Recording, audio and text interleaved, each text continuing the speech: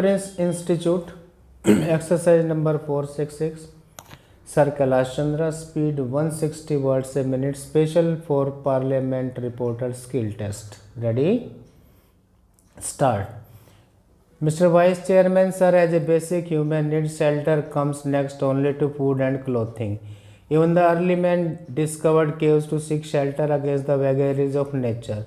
Today, with rising population, many of the developing countries have to cope with and suffer malnutrition, disease, illiteracy, and hunger. Yet, it is the housing problem which seems to be the most intractable one. About one fourth of the world population is either houseless or lives in abysmally poor and unhealthy environment. In India, sir, according to the 2001 census, 2 lakh urban households and another 4 lakh rural households have been without shelter. Taking into account the overcrowding and the awful congestion and the need to replace the kacha houses and repair the degraded and dilapidated ones, the actual housing deficit is to the tune of 59 lakh in urban areas and 188 lakhs in rural areas. The deficit of housing is expected to rise to 39 million by the year 2010. It is that 25% of the urban population in India lives in slums which are without basic services. Another 20% of the urban population consists of households that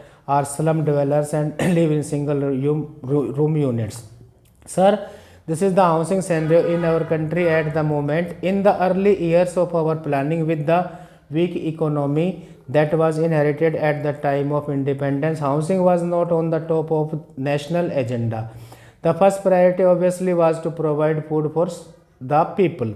A massive national program and endeavor has resulted in self-sufficiency in food, and we can be legitimately proud of our industrial progress also. In the sphere of communications and health services, we have made major strides, and the government has also intervened to ensure that clothing is provided reasonably to people in the country with a fair amount of success. In the other sphere, the attention now has obviously to turn to housing and of course to education. In the last decade, quite a few schemes were promoted for encouraging housing activity. For the first time, a policy of housing has been formulated to grapple with the situation. It seeks to provide affordable shelter to every citizen in the country by the turn of the 20th century. Next para.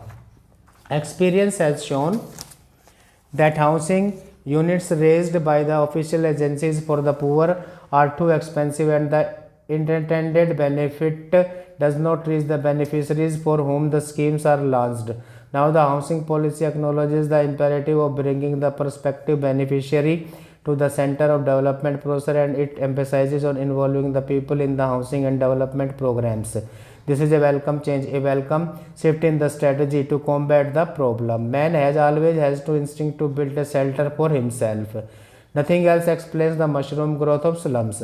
However, slum dweller, being the constant fear of being evicted from the land which he has encouraged upon, does not really spend much on building a shanty for himself, even by his own standard. If he were to be assured of the security of tenure over that particular piece of land, and if that were not possible, if he were to be offered an alternative developed piece of land and provided with the basic services like water and sewage system, street lighting and other important amenities, and also offered some small loan on soft terms, I am sure that every household will be able to build for himself a house which would conform to the basic minimum housing norms postulated by the housing policy.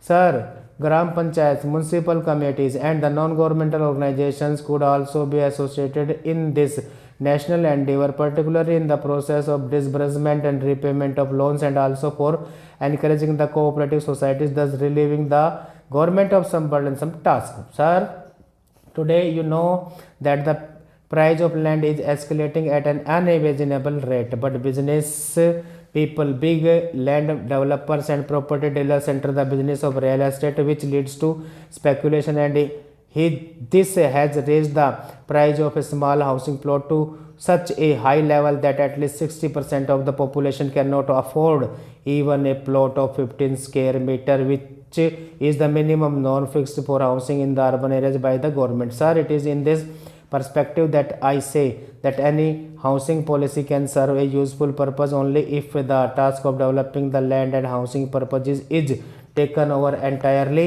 by the government. The role of private builders in contributing to the housing activity in the cities cannot be undermined. But cases are not wanting where people investing their lifelong savings in a house plot have been cheated by the property dealers. Land mafias have come up in almost all the major towns and cities of the country. Stop.